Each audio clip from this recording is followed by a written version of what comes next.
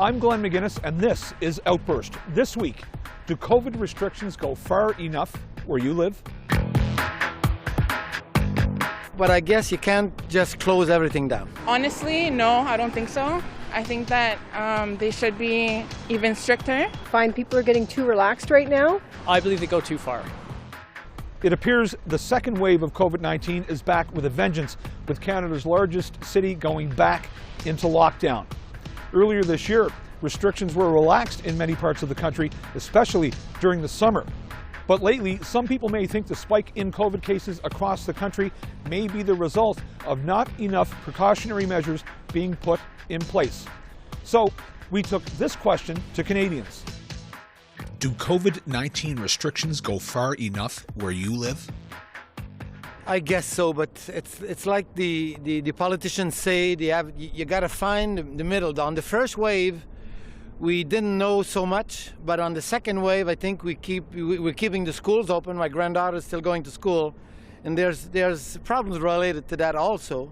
But I guess you can't just close everything down. I think that we really need to be very careful, and it may be that the COVID-19 restrictions need to be tightened up because the COVID virus numbers are still very high. Well, we're in code red. I don't know how much more it can be. I'm fine with this right now. Kind of feel sorry for some of the restaurant operators around here. It's such a beautiful place to be in, and you can't do anything. Well, I still see a lot of vehicles in parking lots, and I'm just thinking, like, let's just stay home.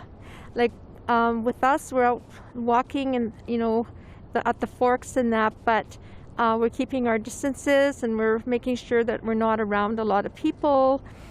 And I think if we all do that, that's going to be the only way that we're going to get rid of this COVID. Like, I know, like, I'm not in the situation, but if I was living by myself, it would be difficult to quarantine by myself for like upwards of months at a time. And yeah, like I think in Ontario they were allowing people who are single, they could join like one other household, so like they could like still see their parents or still see their significant other that they're not living with, which is different than what was proposed here. But I mean, ultimately whatever they proposed here didn't go through, so. I'm in a 55 plus, and there isn't really strict rules as such, but everyone seems to be honoring wearing the mask is definitely one of the requirements. But people coming in and out, it's been not too bad. Well, I live in Mississauga, right beside Square One. A lot of people, huge demographics. Find people are getting too relaxed right now. I work actually at a Costco part-time, and we have quite a few customers coming in without their mask, saying they have exceptions. So no, we don't go. We should be doing better in Mississauga. So if we start to adopt the same approaches that successful nations have towards this virus, then I think we're going to get ahead long term. Yeah, I think so, that they're doing enough with wearing the mask and ensuring social distancing, and I think all of the businesses around here at least are making an effort to facilitate that, so yeah, for sure. It's quite clear everybody's trying. Yeah. There's nobody ignoring anything blatantly, like everyone is making an effort, which is what counts really, so that's good. Well, I think the restrictions are important and that we respect them. I think I can speak for myself, my family. We try to stay at home as much as we can to also prevent the spread or just protect other people.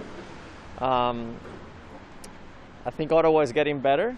We need to continue the trend and make sure that we keep staying at home or practicing social distancing and washing our hands to prevent the spread. So I think that as long as we as a community work together, we can contain it and make sure that we can stay somewhat in a way that we can live our lives until the vaccine arrives. So it really depends how things progress, but I think it's more from the community that we need to take participation and make sure that we contain the virus. So I'm not convinced that these precautions are necessarily are having much effect, if any. We don't know, and we won't know because they keep changing what they want people to do. So I believe they go too far. We come face to face with a lot of people every single day, and I think not everybody is abiding by all the rules, wearing the mask and everything. So I think they could do a little bit more stringent rules for those things, and maybe having a restriction on the number of people again would do better, because we are seeing the numbers going high every single day. And what about you? Well, reducing the number of hours could be better, because they have restored the number of hours that used to be there, and the working days can be reduced. Instead of 5, they can be reduced to 4 or 3, so that not many people come into contact with each other. They're nowhere near the restrictions in Taiwan, so no, they don't go far enough. It's getting worse and worse, right? So compared to Taiwan, this is not being taken seriously. Honestly, no, I don't think so. I think that they should be even stricter, but because Canada wants to get the economy rolling, you know what I mean? We can't really completely tell people, like, here are the real restrictions, here's what we should really be doing. So I think that it's to each their own, like, follow the restrictions as best as you can and don't go out if you don't have to, but they definitely should be more strict. Well, the restrictions go far enough. It's the abiding and, the implementation, and the idiots that think of it as a freedom of choice issue, when really it's my choice not to be infected by these people that see it as such a hardship to wear a damn mask. Long-term care facilities have been a living nightmare since the pandemic began. COVID-19 has claimed countless residents across the country, and now with the emergence of a second wave, we are once again worrying about the safety of our older generation and those more susceptible to infection. There have been calls for a national strategy concerning these facilities. But what ideas do you have to safeguard the health of our elderly and those who are more vulnerable? Our question: how can we better protect seniors in long-term care homes? Well, it comes down to money, doesn't it? I have experience in New Zealand. New Zealand has private long-term care facilities. They did not have any, well, they quite clearly didn't have the problems that we've had in Canada, so private facilities can work. Why they failed in Canada, I don't know. I think they're doing a pretty good job of restricting visitors and keeping them safe and the staff safe as they can. So I think we're doing an okay job right now. The long-term care homes are understaffed and underfunded, and that's quite clear, particularly when a worker gets sick or has to go off work, they have to be replaced. And when they're not replaced, then mayhem happens in a nursing home, a long-term care home. Definitely isolate them. Allow only certain family members allowed in, as long as they're isolated. And for example, in London right now, her great-grandmother is actually isolated because a nurse come down with COVID. So that's a very discerning thing when it comes to senior citizens, and she lives in a long-term care. Well, it's not bad this time, because my brother is in a nursing home, and he has a lot of restrictions. I can't even go in to see him, and I'm not allowed to go in to see him. So I think they're doing a lot more. Once bitten, twice shy. You know, a lot of these things I wasn't aware that there were problems until this. And I guess someone suggested that it's because it's not under the Health Care Act or something. Like, it needs to be part of our national health care, where there would be, well, not for profit. I mean, cutting corners and the way, where obviously these things have come up and they have to be dealt with. So I think, that's the biggest thing for me. And that goes again with just continuing to, follow those social distance guidelines and continuing to wear our masks. Yeah. And following the protocol. Mm-hmm. Sir, did you want to jump in there too? Sure. I mean, I think the biggest danger to them would be the workers and the volunteers going in and out. So maybe like mandatory screening for them would go a long way. Funding and just general awareness. Funding is the big thing. and probably education and training as well. Daily inspections. Daily, because I've heard in the news there's been a lot of deaths, there's been a lot of neglect, they've been found on the ground, in a mess. So daily inspection, and do not give private enterprise to people to take care of retirement homes. Taking this more seriously in general and having the PPE. I heard there's a lack of PPE that's really hampered not only Canada but America, but in the United States as well.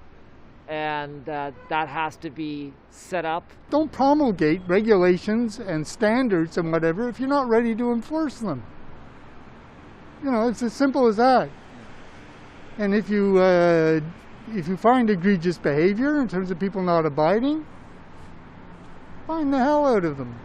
Fine the hell out of them. I think personally the way that I've seen people talk about how they're taking care of seniors right now, like I know I have a friend who works in a seniors home, and she sleeps there. She lives there to take care of them, to avoid getting infection, like getting them infected. So I think that's really good. I think that the workers there are really doing a good job.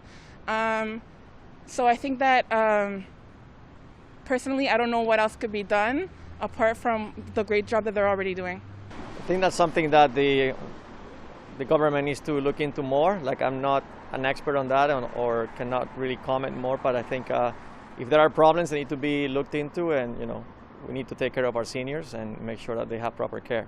We need to start removing some of the politicians who just keep the status quo going. Their job is to keep the status quo so that they don't, so that they're not removed from office. But regardless if it's NDP or conservative liberal governments, they've done the same thing with seniors for, like I said, decades. It's been known about, and this brought it to light a bit. But you know what? It's no longer a story. It was a story for a few weeks, but now it's forgotten. Much more staffing, and that should have been taking place well before the COVID problems. Well, we have to make sure that the care homes are staffed properly and not overworked. We should have started earlier in the previous, 10 years ago or whatever, and trying to predict what things like. I guess we can't do it totally, but that's a major. I have no solution to this, but it's there's. I guess it's trying to see things coming instead of reacting to things, I guess. I have my mother-in-law is in a personal care home, and it took till November the 11th to close that one down. And I won't name which one it was, but very nerve-wracking for the family that goes to visit when they don't really give you enough information. And actually my mother-in-law was quarantined, and they said she had been tested, but she didn't have the COVID. But there was a lot of uncertainty. It's too late now, but ultimately paying people better wages would probably, and giving people better spaces. In the winter with all the recycled air, I don't know, it's crazy.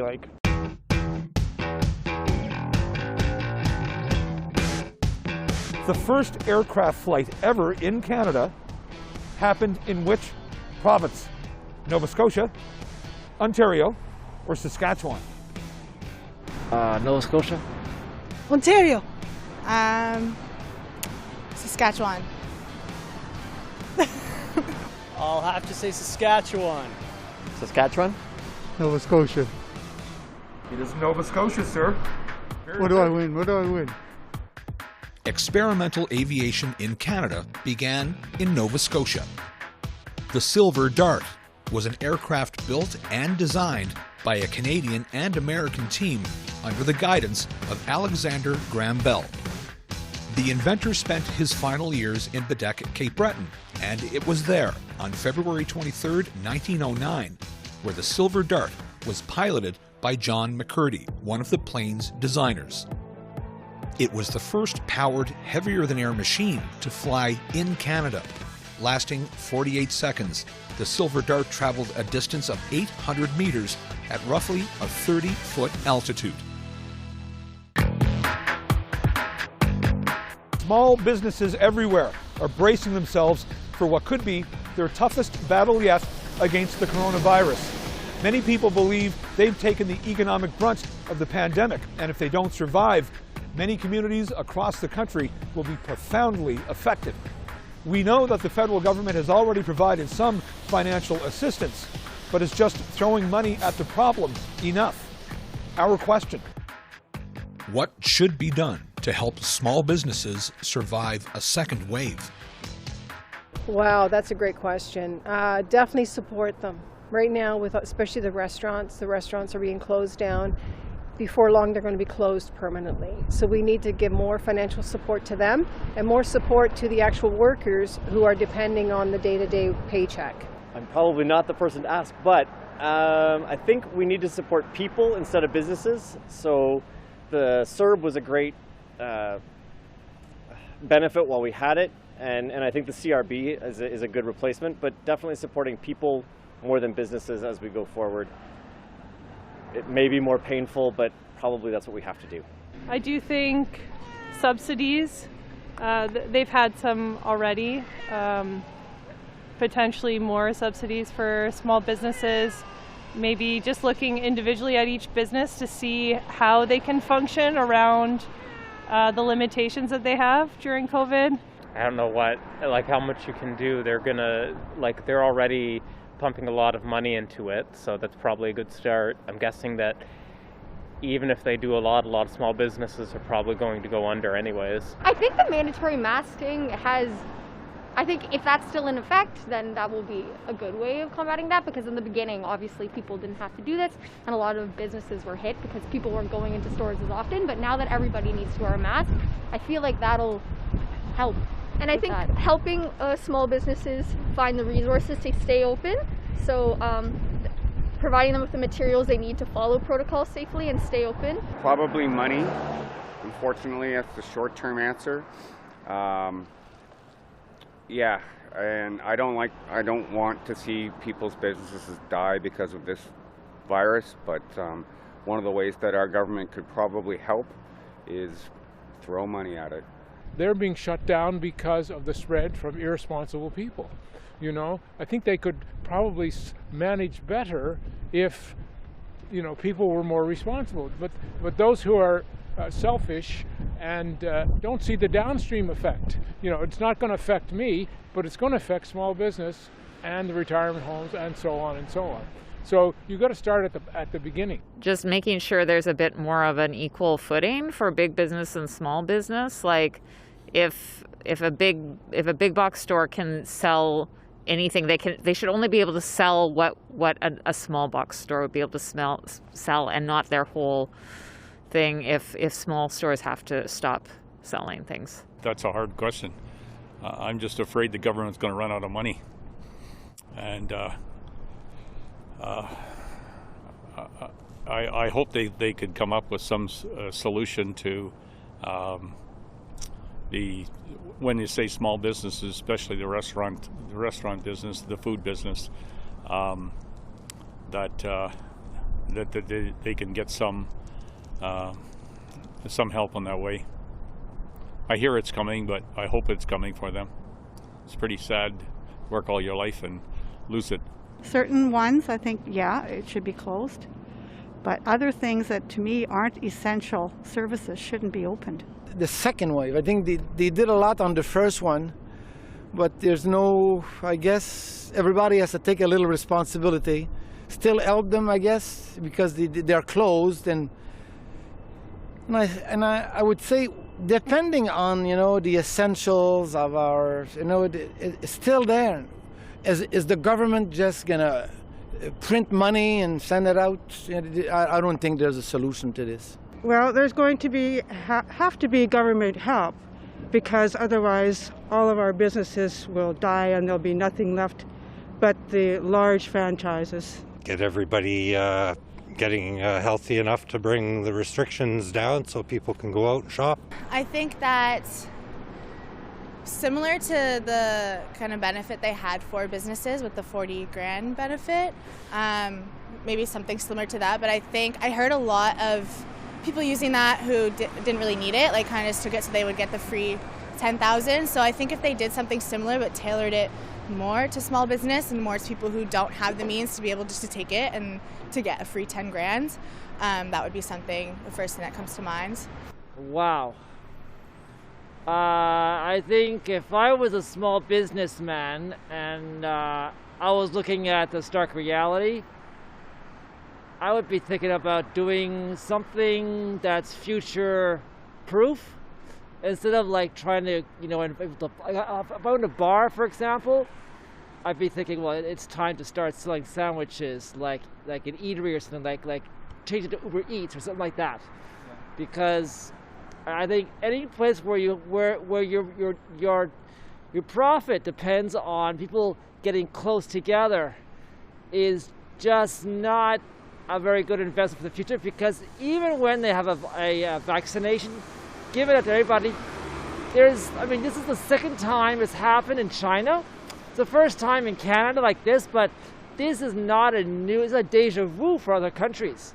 So I would say it's going to happen again in the future, and I will always be concerned about, it might happen again. So I'd be thinking about changing my strategy. Honestly, maybe some government support, but I think government is already doing that to some extent. More awareness to be created probably create an online platform, which is a very expensive thing for small businesses to have. Getting a host and a domain is something that probably is very expensive for them at this situation. So maybe a little push from the government should do them good. When a new president is inaugurated this January, it could be a golden opportunity to hit the reset button on Canada-US relations. Some feel Joe Biden may be a little more agreeable than his predecessor, but much ground still needs to be covered between our two countries, especially when it comes to pipelines. So when they do finally meet, what should be on the agenda for the Prime Minister and the President? Our question. What key issues should Justin Trudeau raise with Joe Biden? I guess it's the pipeline. The pipeline issue is, where are we going with Trudeau wants to go a little bit. He has a minority government, so he's going a little bit with the Conservatives. He has to think about that. So he too has to find a middle between green and all green or all, so it's a lot of money. There's a lot of money in there. So there's a lot of Albertans and Western people that, their jobs. So it's still to find, the balance between these hard topics. But we're totally going towards green. That's true. But when, I don't know. Obviously the tariffs, I think that can't just spring those up anytime you feel like it kind of thing. They need to discuss that. The borders, I think, still should remain closed. I really do. I don't think we should open those up and not get pressure from Biden to open them up kind of thing. So, because I know our economies are pretty much intertwined. Most of our stores here are owned by the Americans, so their economy affects our economy. Our dependence on oil and their dependence on oil, I feel it's really unfair that they're buying foreign oil, and so are we, but we have enough to look after both of ourselves, and it would help both economies. Well, obviously the pandemic and the environment, and later on the recovery of the economy. I think there are human rights issues with the people, how immigrants have been handled as they've been trying to find refuge. Obviously, kids in cages, kids separated from their parents, that is something that shouldn't happen, and I think it's right for countries to put pressure on other countries about human rights issues. Yeah, they got to pin down the big issues, obviously. The pipeline, aluminum tariffs and whatever, all the stupid stuff. Get rid of it. Yeah. And, they're intelligent human beings. It'll be an intelligent discussion. So I think that when they do sit down together, I feel that they should together make it clear that in North America, here is a standard. We need to be anti-racist, not just not racist or racist, you know what I mean? So I think that should be one of the first things they should talk about, and kind of remind North Americans that we should be a team, that we should be working together and not be so divided. Well, they should talk about a smoother trade agreements between countries. Harp a bit less on nationalism, American, Canadian, this and that. Like at the end of the day, it's just it's an artificial border. I understand security, this and that, but there needs to be more proactive talk about how we can start fixing things and actually helping people. Yeah. I think the first thing to talk about is the pandemic. I think that at least for people in my social circle, that's like a thing of concern, is the border between the United States and Canada. Just making sure that there's like a coherent plan to make sure like both countries are safe and there's still ability for like trade and necessities to cross the border, but less people being able to travel under necessary travel that's really unnecessary, just to limit the spread in both countries. I think initially Trudeau's going to express his gratitude for having somebody more on his level in America. What they will talk about after that, they will talk about how to improve the relations and the trade between the countries, because what's beneficial for Canada is also, trade is a good thing from their point of view, maybe not from the point of view of an individual home factory, but from their point of view, trade is good. So I think that they will try to repair the damage from the previous administration. Definitely the border. Keep the border closed to everyone, including people who are saying they're coming here on business, because I see one too many U.S. plates, especially in my area in Mississauga. And I don't think they're all here for business, to be truthful with you. They're just letting them cross. I think keeping it closed for now, I think is the best option, because we're at very different places with COVID. So just prioritizing keeping the safety of people in Canada for now. I think we need to sort out our trade issues, which are minor, but they seem to keep coming up in the States, and we want to be a trading nation, so I think we need to sort that out and get it kind of firmed up once and for all. Thanks for watching this episode of Outburst on the Cable Public Affairs channel. I'm Glenn McGuinness. If you have any comments about this show or any other show, you can find us on social media. You can also find us on our website at www.cpac.ca. It's your turn to speak up, and we're listening.